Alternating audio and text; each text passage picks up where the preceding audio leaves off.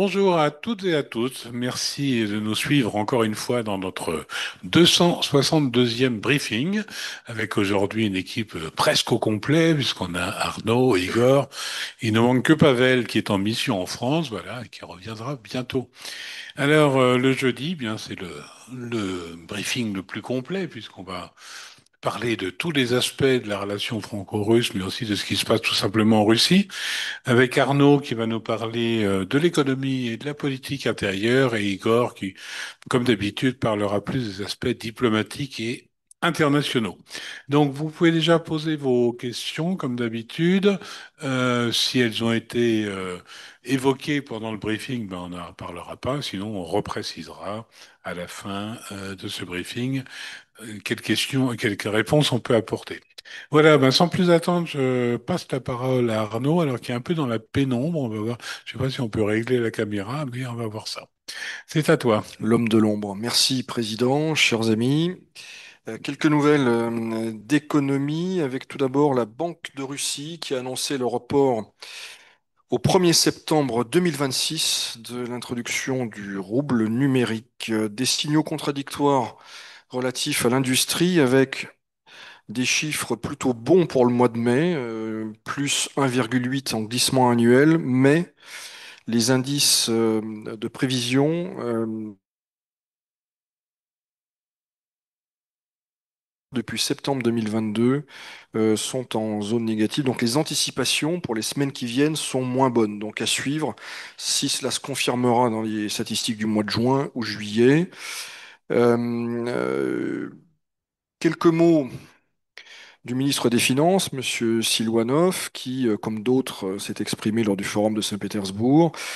Et il appelle de ses voeux une nouvelle vague de privatisation. Il estime qu'entre 7 et 10 entreprises actuellement dans le giron de l'État pourraient être cédées. Il explique cependant qu'il n'y a pas de consensus au sein du gouvernement sur le périmètre de cette future privatisation et que seules 3 à 4 entreprises font l'objet d'un consensus. Donc, pour l'instant, arbitrage en attente de la part du Premier ministre et du Kremlin. Mais c'est un sujet à l'ordre du jour qui permettrait sans doute accessoirement, du point de vue du ministre des Finances en tout cas, de combler une partie du déficit budgétaire attendu, je le rappelle, environ 1,5% cette année. Dans le registre technologique, je le signale parce que ça m'a surpris, le ministre des Transports prévoit le lancement de trains longue distance sans conducteur d'ici 2030. Donc à suivre, ce n'est pas anodin. Je ne sais pas si en France, ça existe. Je ne suis pas certain qu'il y ait des TGV sans pilote. Donc, dossier à suivre.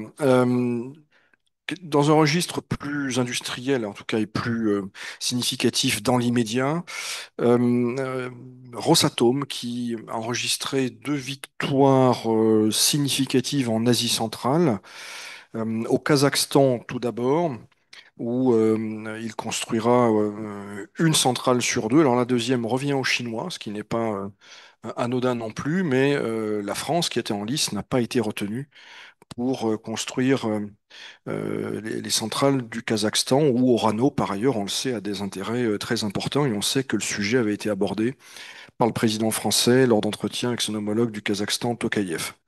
Donc, une sur deux au Kazakhstan, c'était plutôt attendu. La surprise vient plutôt de la victoire chinoise.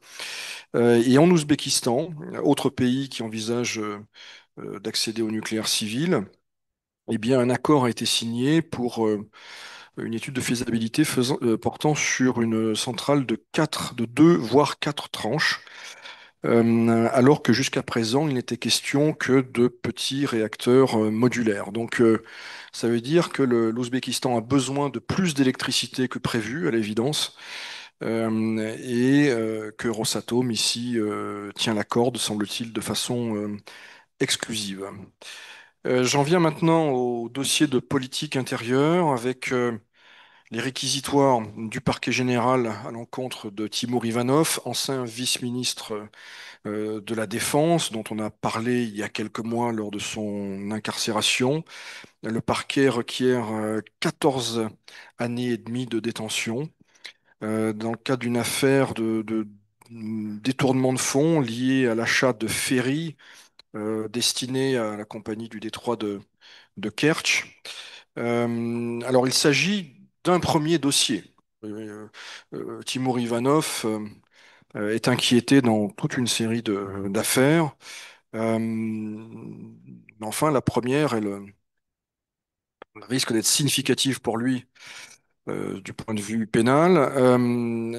Cette affaire elle est intéressante aussi parce que on entend beaucoup de choses à Moscou, de rumeurs depuis des semaines, mais s'intensifie ces derniers jours sur une disgrâce de Shoigu. En tout cas, il y a beaucoup de petits signaux qui indiquent que l'entourage ou l'ancien entourage de l'ancien ministre de la Défense et actuel secrétaire du Conseil de sécurité commence à prendre des coups et c'est assez significatif. C'est comme ça que ça marche en Russie, en fait. Surtout quand les intérêts concernent un très haut dignitaire, toujours en place. Généralement, on commence par s'attaquer à l'entourage. On avait signalé ici même dans un briefing que l'un de ses adjoints, pressenti un temps pour être sénateur de Touva, n'avait pas obtenu ce poste-là, ce qui, encore une fois, les cercles de pouvoir à Moscou avait été relevé. Donc à suivre, ceci dit, Shoigu, et Igor en avait parlé, est toujours aux affaires et il s'est rendu il y a une dizaine de jours, si ma mémoire est bonne, en Corée du Nord pour une mission importante. Mais je veux dire, l'écosystème Shoigu est en train de souffrir. Dans le même registre politique et judiciaire, il y a eu une nouvelle assez retentissante, à l'échelle régionale en tout cas hier, avec l'arrestation de Mohamed Sultan Magomedov. Alors tout le monde ne le connaît pas, et puis il y a beaucoup de Magomedov au Daghestan, mais celui-ci est un Magomedov important. Il occupait le poste de secrétaire d'État au Daghestan. Bon, c'est une fonction un peu fourre-tout, mais beaucoup pensaient que c'était l'homme le plus puissant de la République après Melikov. Il a été interpellé hier, accusé là aussi d'avoir privatisé en 2010 divers actifs de façon frauduleuse. Et ce qui est très intéressant, c'est que ces actifs ont été dès aujourd'hui nationalisés. Euh, donc c'est allé très vite. Alors il faudra voir ce que ça signifie au niveau de la République, au niveau des jeux de pouvoir. Bon, je ne suis pas sûr que ça intéresse nombre de nos auditeurs. Mais en tout cas, ce qui est significatif, c'est que le parquet général poursuit sa campagne de déprivatisation, alors de façon encore ciblée, mais en s'attaquant en particulier j'allais dire, aux cas les plus visibles et peut-être bien d'ailleurs les plus scandaleux. Euh, le 22 juin, qui est une date importante dans l'histoire de la Russie, Vladimir Poutine a rencontré les rédacteurs de plusieurs manuels d'histoire.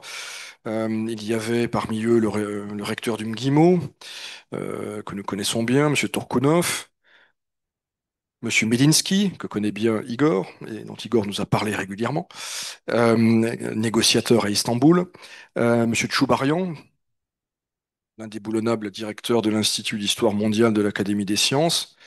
Et donc, Poutine, de façon publique, et assez longuement, a discuté avec cet aéropage de l'histoire soviétique,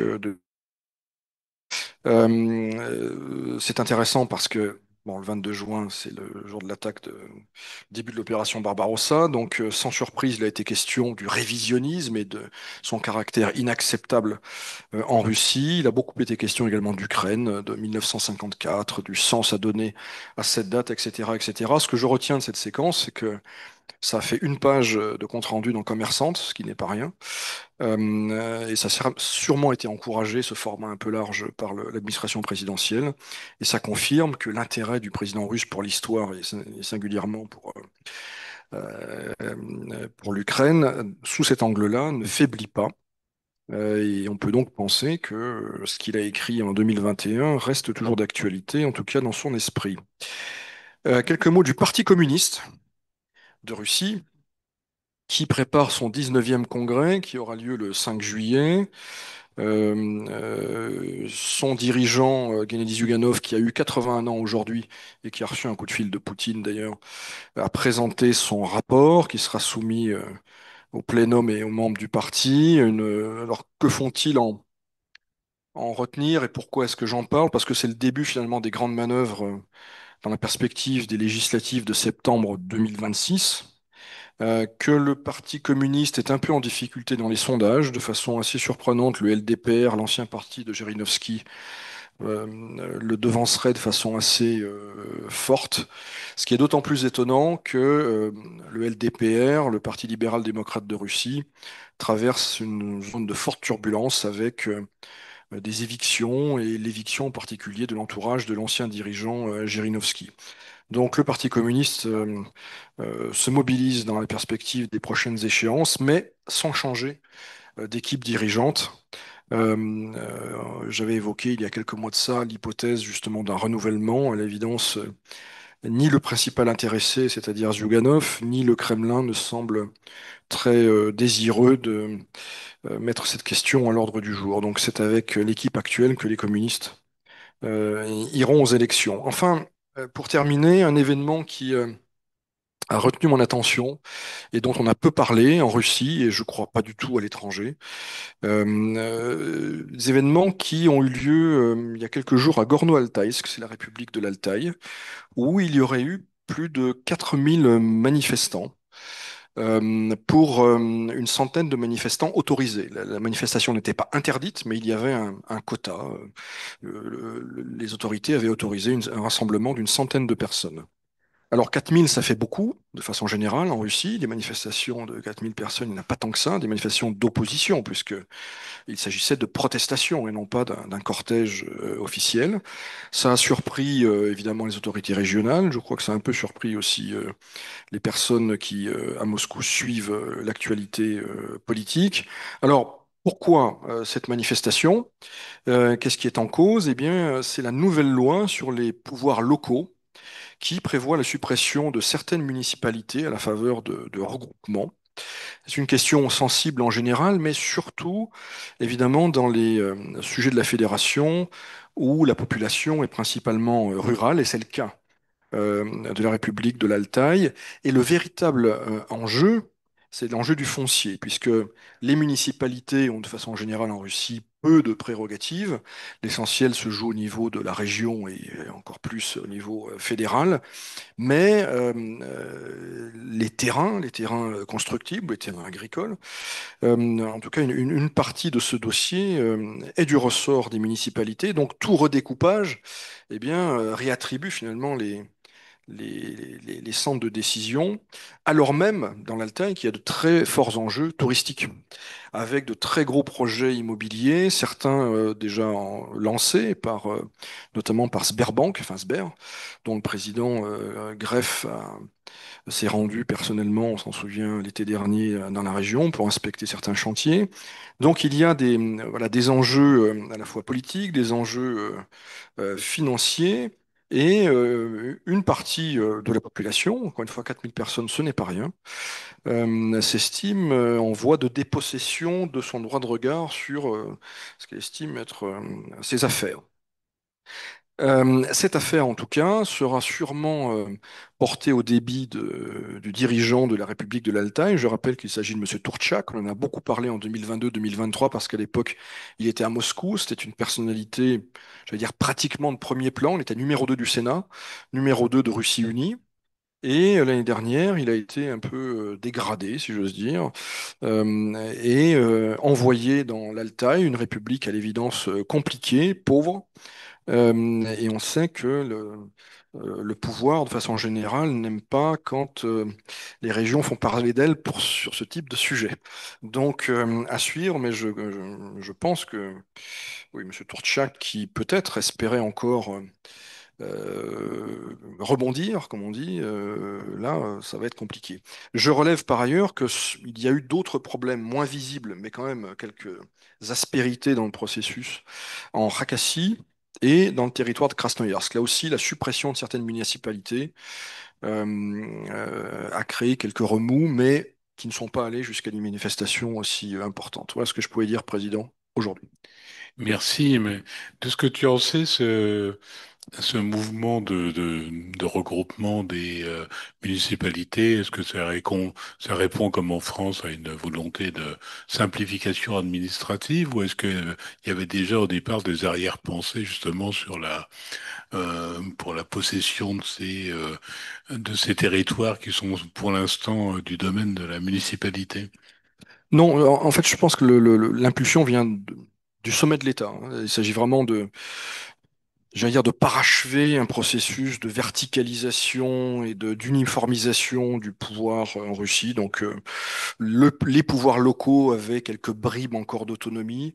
Là, il s'agit de les insérer dans cette verticale. Et bon, alors il y a eu aussi au Tatarstan, hein, il y a quelques mois, mais ça a été réglé. Et quelques entorses ont été faites à la loi fédérale pour contenter ou pour limiter, j'allais dire, les frictions avec les autorités du Tatarstan. Je pense que c'est plutôt une surprise, ce type. Il y a des gens qui découvrent aujourd'hui que bah, il y avait cet enjeu-là. Encore une fois, dans des régions, c'est loin d'être majoritaire, hein, mais voilà, mais ce n'est pas le but de la manœuvre. La manœuvre, elle est politique, elle vient de tout en haut. Il s'agit encore une fois, de parachever, d'uniformiser et de verticaliser le pouvoir.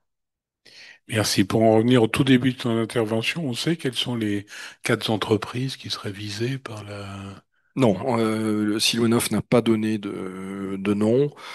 Bon, je vais dire, il n'y a que l'embarras du choix, puisque depuis 2005-2006, finalement, la part de l'État dans l'économie russe n'a cessé de croître.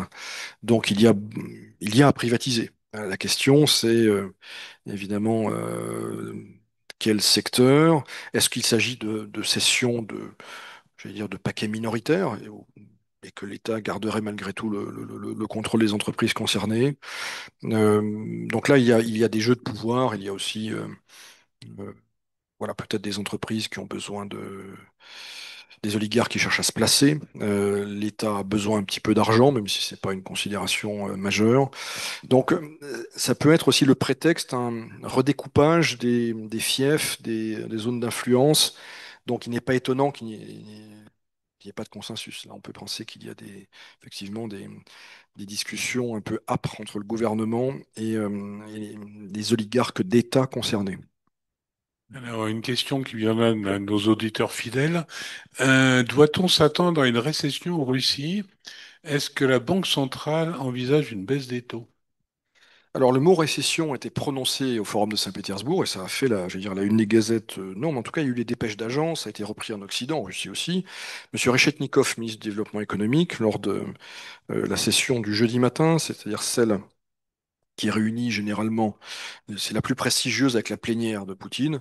Il y a les ministres des Finances, de l'économie, il y a la présidente de la Banque centrale. Bon, euh, en gros, tout le bloc économique du gouvernement, l'assistant, enfin Monsieur Oreshkin, qui est l'assistant du président pour les questions économiques.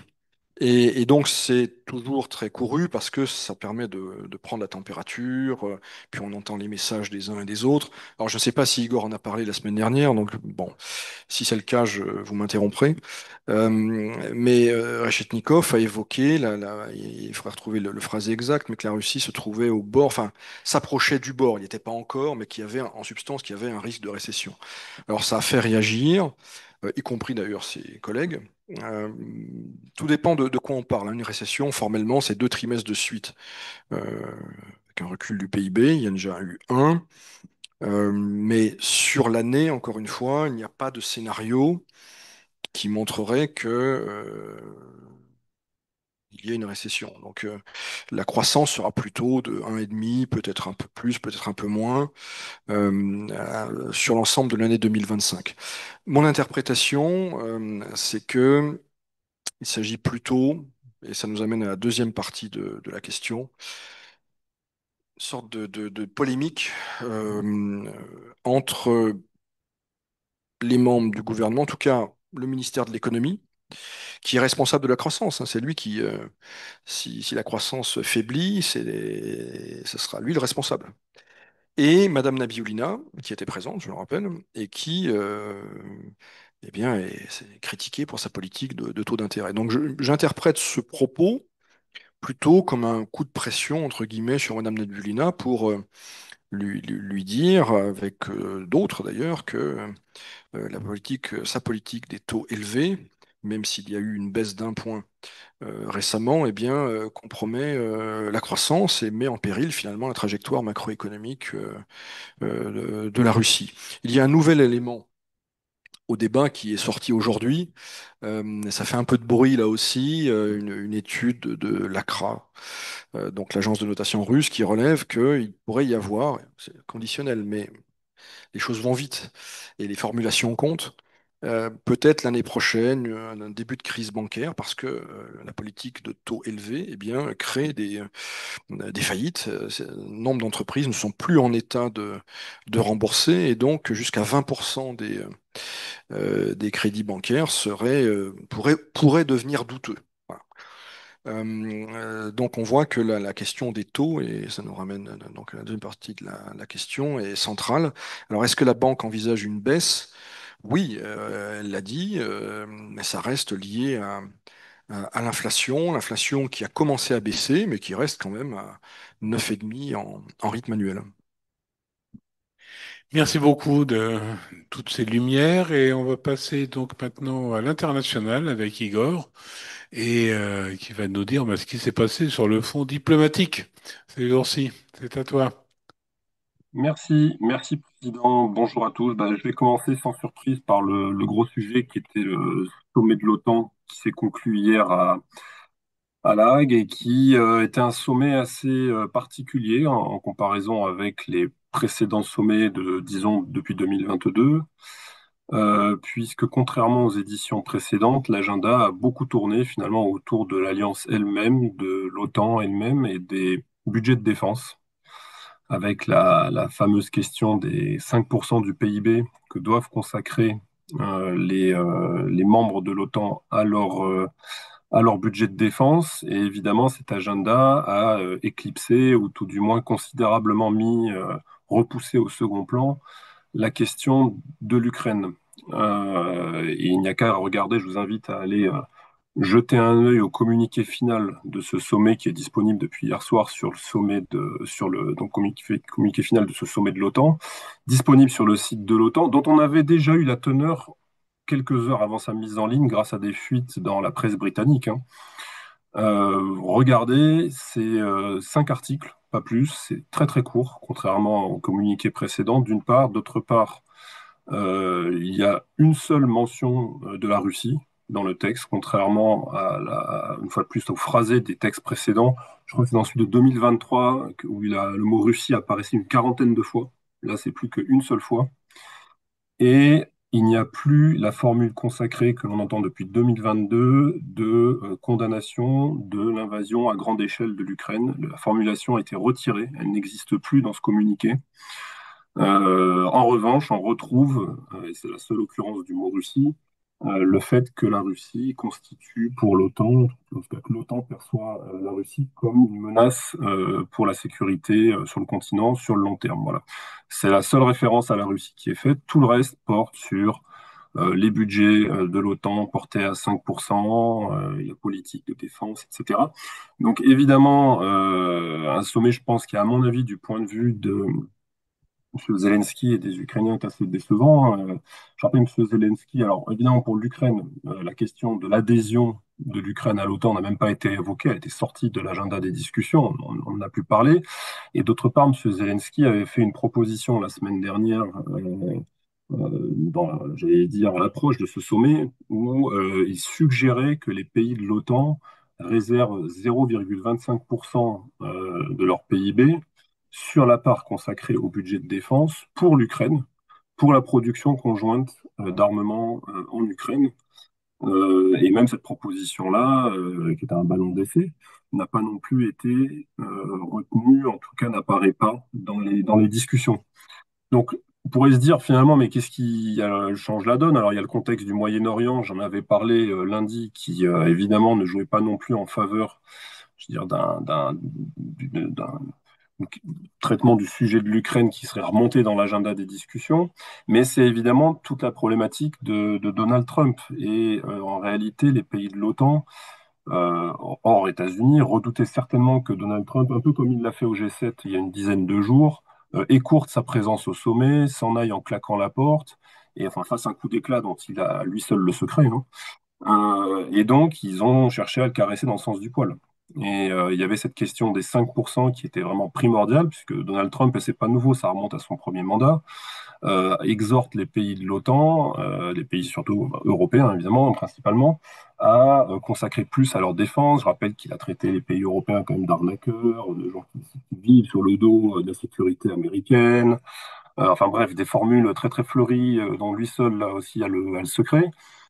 Et donc, il y avait ce risque de voir un coup d'éclat du président américain qui, quand même, la veille ou l'avant-veille du sommet de l'OTAN, avait encore remis en doute l'esprit de l'article 5, la Charte de l'Atlantique, sur l'automaticité de la réponse collective en cas d'agression. Donc, évidemment, tout ceci posait un décor très, comment dirais-je, an- anxiogène pour les alliés. Et donc, on a vu jusqu'au secrétaire général de l'OTAN, M. Rutte, vraiment une volonté de caresser dans le sens du poil le président américain. 5%, donc un engagement alors, qui n'engage évidemment que ceux qui y croient, on pourrait dire, mais on verra ce qu'il en sera réellement dans quelques années, parce que il y a déjà certains pays qui sont sortis du bois très explicitement pour dire que c'était hors de portée pour leurs finances. Je pense à l'Espagne notamment, qui était déjà un petit peu tiède sur la rhétorique de la menace russe, mais qui en plus on demande de sortir 300 milliards pour la défense, qui explique que là ils peuvent plus suivre, tout simplement. Mais ceci étant dit, évidemment que ces budgets de défense qui vont augmenter dans le temps, tendanciellement, vont aussi rapporter beaucoup aux armuriers américains. Et c'est ce que cherche bien évidemment Donald Trump, c'est garantir quand même des contrats aussi pour son industrie de défense. Alors, qu'est-ce qu'on retient aussi de ce sommet-là? Qu'est-ce que ça veut dire pour la France? Alors déjà, cette question des 5% et a priori donc de plus de commandes pour l'industrie de défense américaine. Évidemment, c'est pas spécialement, comment dirais-je, c'est un peu une sorte de revers pour Emmanuel Macron qui s'est fait l'avocat de l'autonomie stratégique depuis son premier mandat en réalité. Et or là, on a bien vu quand même des alliés qui étaient vraiment suspendus à la présence des États-Unis, à plus d'Amérique, à maintenir l'Amérique à la table des discussions. Il y a également eu tout un sujet, tout un débat sur dans quelle mesure on pourrait ou dans quelle mesure la dynamique enclenché par le cessez-le-feu entre Israël et l'Iran la semaine dernière pourrait ou ne pourrait pas se répercuter sur la guerre en Ukraine. Euh, il y a eu la déclaration d'Emmanuel Macron à ce sujet, de savoir est-ce qu'il ne serait pas utile ou judicieux d'utiliser cette dynamique, ce momentum, comme on dit, pour essayer de faire avancer le dossier sur l'Ukraine. C'est une déclaration qui a pris au dépourvu beaucoup de monde, mais le fait est que pour l'instant, on ne voit pas vraiment venir ce genre de développement concernant donc les répercussions de ces feux que j'évoquais lundi pour l'Ukraine elle-même. Alors d'ailleurs, sur le front, ce qui me permet de placer l'info sur ce qui se passe entre Russes et Ukrainiens, il y a eu un nouvel échange aujourd'hui, tout à l'heure, de prisonniers entre Russes et Ukrainiens. On n'a pas d'infos sur le nombre de soldats qui ont été échangés.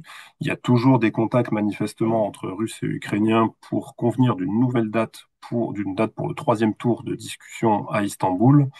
On est déjà le 26 juin. Il se dit que cette date pourrait être annoncée là d'ici la fin de la semaine, enfin assez rapidement, puisqu'un ultime échange, manifestement, enfin ce qui est présenté comme un ultime échange avant cette troisième rencontre, a été effectué aujourd'hui. Du côté des États-Unis, j'ai relevé les déclarations de M.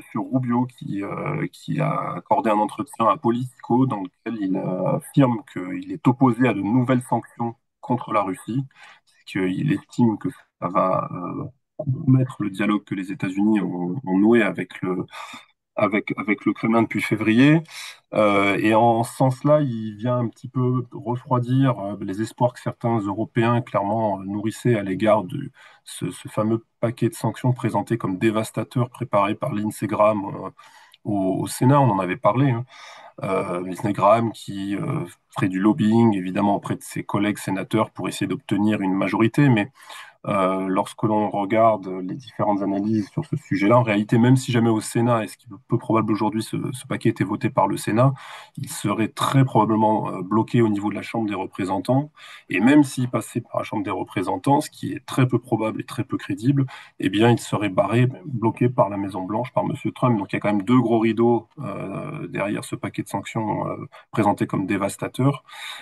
Et la déclaration de M. Rubio qui explique qu'il n'est pas opportun donc de prendre de nouvelles sanctions, alors que les Européens discutent en ce moment même, je crois, d'un 18e paquet de sanctions à prendre contre la Russie, après qu'une première tentative ait été bloquée il y a quelques jours par la Slovaquie et la Hongrie. Euh, un peu d'actualité entre la Russie et la Chine, puisqu'un sommet, une rencontre entre les présidents russes et chinois a été annoncée. Alors, ça a été annoncé alors que les Israéliens bombardaient l'Iran et que les Iraniens envoyaient des missiles en représailles sur Israël. Les présidents Poutine et Xi Jinping vont donc se rencontrer en Chine fin août dans le cadre d'un sommet de l'Organisation de coopération de Shanghai, en marge duquel il est prévu des entretiens bilatéraux qui ont été présentés par M. Ushakov comme étant a priori très extensifs, qui sont prévus le 2 septembre.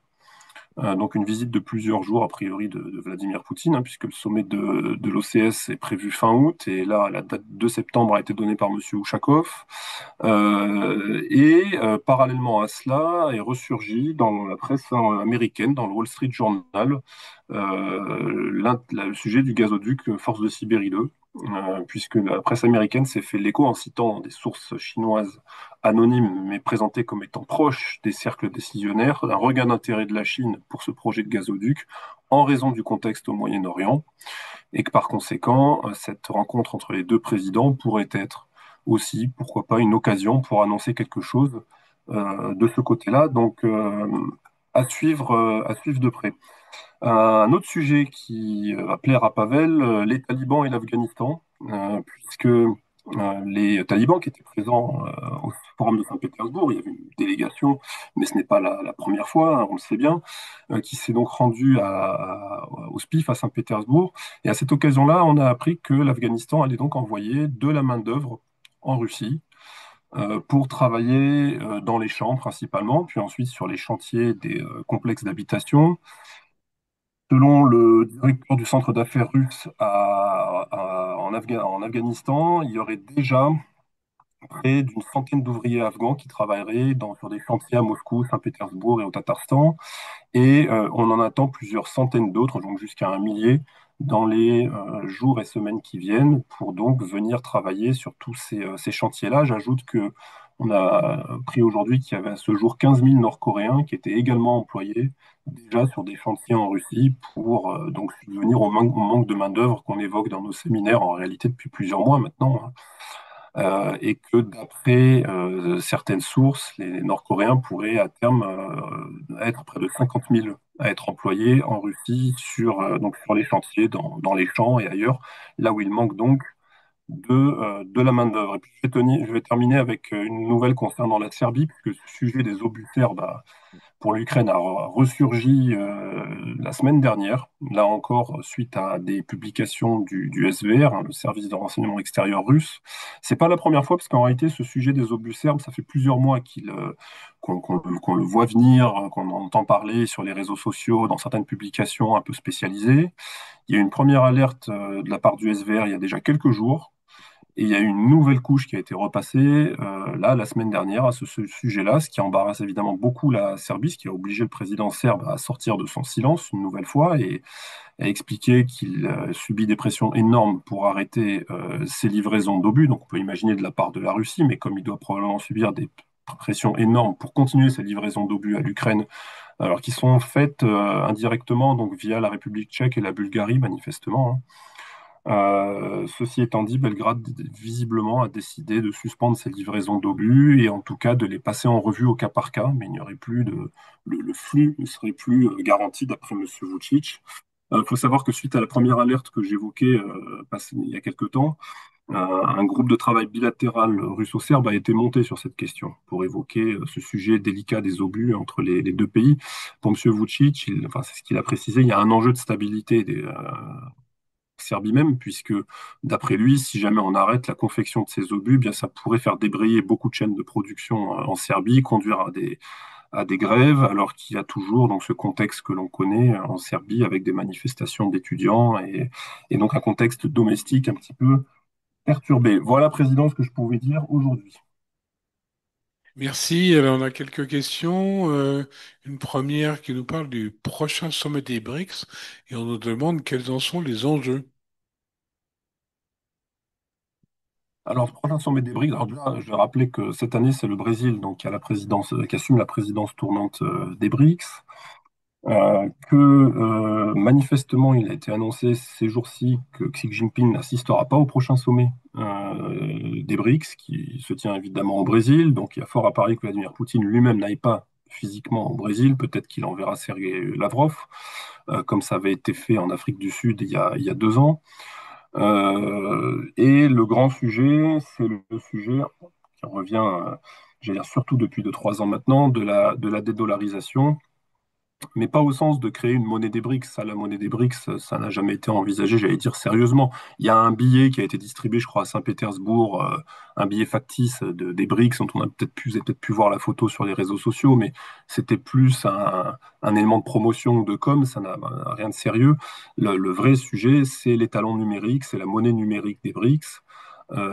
Pour échapper, donc pour se soustraire ou s'affranchir, suivant les contextes, hein, de l'emploi du dollar à cause des sanctions et des sanctions secondaires. Et le sujet, c'est comment on détermine la valeur de cet étalon, à quelle valeur on l'arrime, puisqu'on ne veut pas l'arrimer au dollar pour des raisons politiques. Est-ce qu'on l'arrime au yuan? Et si on l'arrime au yuan, les Indiens ne seront pas d'accord parce qu'ils ne veulent pas que cette monnaie serve à la croissance de l'influence chinoise, alors que cette influence est déjà en progression. Est-ce qu'on l'arrime à autre chose? Donc il y a des discussions sur ce sujet-là qui ne sont pas abouties. Donc, mais c'est principalement, à mon avis, le sujet qui sera évoqué, qui est particulièrement promu par la Russie, par l'Iran, qui est membre des BRICS, par d'autres pays. Il y a d'autres pays qui sont un peu moins, comment dirais-je, chauds sur ce sujet. Donc j'ai dit l'Inde parce que bon elle n'a pas envie que ça serve les intérêts chinois.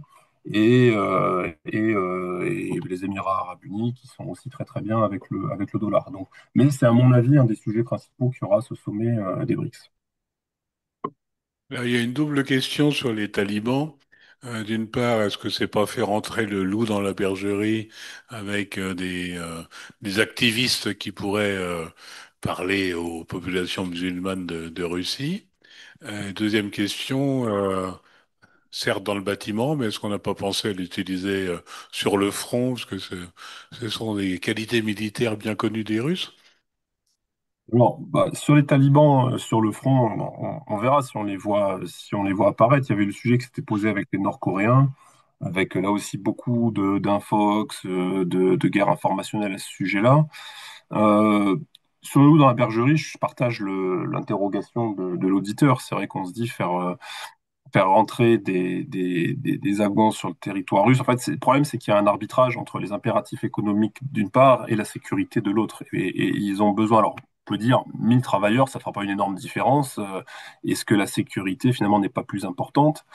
Euh, Probablement, mais probablement que c'est aussi un geste diplomatique à l'égard du nouveau gouvernement afghan. Peut-être que derrière, en contrepartie, il y a des choses que les Russes obtiendront en Afghanistan sur les terres rares, l'accès à des gisements ou que sais-je, ou des projets logistiques également. Donc, c'est vraiment des contreparties. Il y a l'enjeu de la sécurité.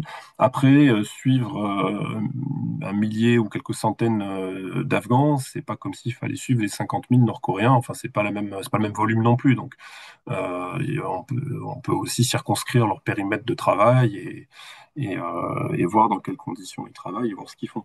C'est pas, on n'est pas sur 10 000 ou des milliers ou voire des centaines de milliers. C'est pas les diasporas d'Asie centrale. D'accord. Alors, une dernière question qui n'a rien à voir directement. On demande si les frappes israéliennes américaines sur l'Iran réduisent la capacité de l'Iran à fournir la Russie dans son effort de guerre, notamment avec les drones Shahed. Bah, je crois que je l'avais dit, mais je vais le redire, l'Iran ne fournit plus ce type de drone à la Russie depuis un moment déjà, puisque la Russie a localisé la production de ces drones depuis au moins 2023, et là, elle est en phase d'extension de ses capacités de production, ce qu'elle a commencé déjà en 2024 au Tatarstan, et si bien que pour ce qui est de la partie drone, elle n'importe plus rien depuis l'Iran. D'ailleurs, ce qu'elle avait importé comme drone d'Iran au départ, le premier type de drone, là, le fameux Shahed qui a été rebaptisé Geran par les Russes, a depuis été upgradé par les Russes pour en faire quelque chose de bien plus performant, à la fois en termes de charge utile d'explosifs qui peut être porté, le moteur qui a été également amélioré, puisque le moteur du prototype iranien, si vous voulez, hein, enfin, du drone iranien, c'est un moteur de scooter, c'est quelque chose d'extrêmement bruyant qu'on entend arriver à des centaines de mètres en avance, qui n'a pas une autonomie énormissime, mais qui a permis en 2022 de répondre aux besoins de l'armée russe. Et donc, partant de cette plateforme-là, les ingénieurs russes ont travaillé pour customiser donc ce drone. Et aujourd'hui, enfin aujourd'hui depuis plusieurs mois en réalité, on parle déjà de Geran 2, enfin de deuxième génération de ces types de drones. Et tout ceci est fait intégralement en Russie, avec des composants qui sont importés en partie, puisque certains de ces drones sont récupérés ensuite par les Ukrainiens. On voit les photos ensuite sur les réseaux sociaux. Ils sont décortiqués et on voit qu'il y a beaucoup de composants non russes dedans encore. Mais au demeurant, les Russes savent les faire parfaitement. La seule chose que les Iraniens étaient encore susceptibles de livrer aux Russes, mais ça a été plutôt un couac plus qu'autre chose, c'était les questions des missiles balistiques à portée intermédiaire, puisque apparemment certains missiles avaient été livrés, mais sans les lanceurs, c'est-à-dire sans le véhicule qui permet de les transporter, de les mettre en œuvre, etc. Donc il y avait manifestement une situation qui était enfin, un projet qui n'était pas complètement réalisé ou des négociations entre les deux.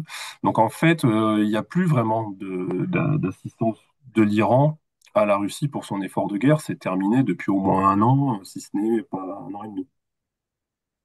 Merci de ces réponses. Eh bien, je me reste aussi à remercier donc Arnaud également pour son brillant exposé, comme d'habitude. Nous nous retrouvons lundi, 17h30. Alors, comme d'habitude, le lundi, plutôt sur les aspects diplomatiques et internationaux. Donc, d'ici là, ben, bon week-end à tout le monde, en espérant que la météo soit plus clémente à Paris, mais aussi en Russie. Voilà, et on se retrouve lundi. Merci à tous de votre fidélité et comme toujours, la CCI France-Russie se tient à vos côtés. À bientôt.